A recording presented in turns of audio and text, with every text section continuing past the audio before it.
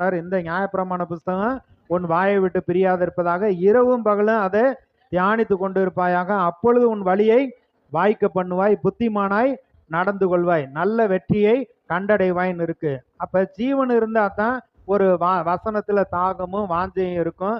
அதை அப்படியே நம்ம பிடித்து கொள்வோம். தான் போல கொன்று போட்டா கூட நான் கர்த்தரிடத்துல நம்பிக்கையா இருப்பேன், அவர் தான் எனக்கு ஜீவன், அவர் தான் என்னுடைய இரட்சகர் அப்படின்னு உறுதியா நம்ம பற்றி கொள்ள வேண்டும். அப்படி வார்த்தைக்கு கீழ்ப்படுகிற பொழுது சூழ்நிலை மாறும்.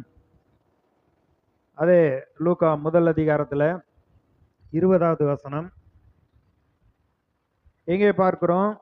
இயேசு பிறக்க போறதுக்கு முன்பாக சகரியா அவன் ஆசாரியன் ஆலயத்துல பரிசுத்த ஸ்தலத்துல தூபம் காட்டுற சீட்டு விழுந்து அந்த மகா பரிசுத்த ஸ்தலத்துல போய் தூபம் காட்டுகிற பொழுது தேவதூதன் அங்கே நின்று இந்த மாதிரி உன்னுடைய ஜெபம் கேட்கப்பட்டது, எலிசபெத்து மல்லடியா இருக்கிறான், ஆனா நீங்க வயது சென்றவங்களா இருக்கிறீங்க, ஆனாலும் கடவுள் ஒரு குமாரனை கொடுக்க போறாரு அப்படிங்கிறப்ப சகரியாவுக்கு விசுவாசம் இல்லை.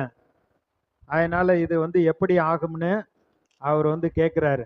கேட்கிறப்ப தான் 20வது வசனம் சொல்லுது, இதோ தகுந்த காலத்தில் நிறைவேற போகிற என் வார்த்தைகளை நீ விசுவாசியாதபடியினால் இவைகள் சம்பவிக்க நாள் மட்டும் நீ பேசக்கூடாமல் ஊமையாயிருப்பாய் என்றான். அப்ப இதை பார்க்குறோம், அந்த யோவான் ஸ்நானன் பிறக்கிற வரைக்கும் சகரியா பேசல, வாய் கட்டப்பட்டு விட்டது. வயது முதிர் வயது ஆயிருச்சு, எங்களுக்கு எப்படி பிறக்கும்னு கேட்டது தப்பா? ஆனா கடவுளுடைய நோக்கம் சித்தம் நிறைவேற போறப்ப நம்மளே வாயை திறந்து அவிசுவாசமா பேசி அதை தடுத்துடக்கூடாதுங்கிறதுக்காக தேவதூதன் சொல்லிட்டா நீ ஊமையனா இருப்பாய்.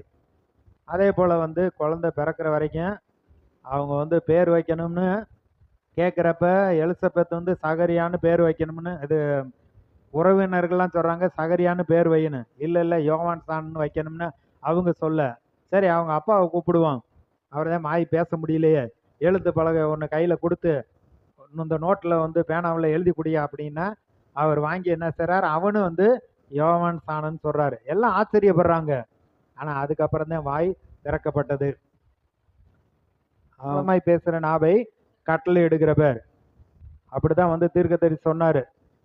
எசேக்கியேல்கிட்ட சொல்றாரு, இவங்கெல்லாம் எல்லாம் சேர்ந்து உன்னைய கைத்துனால கட்டப்படுறாங்க, 7 நாள் வரைக்கும் நீ ஊமையனா இருப்ப அப்படின்லாம் சொல்றாரு.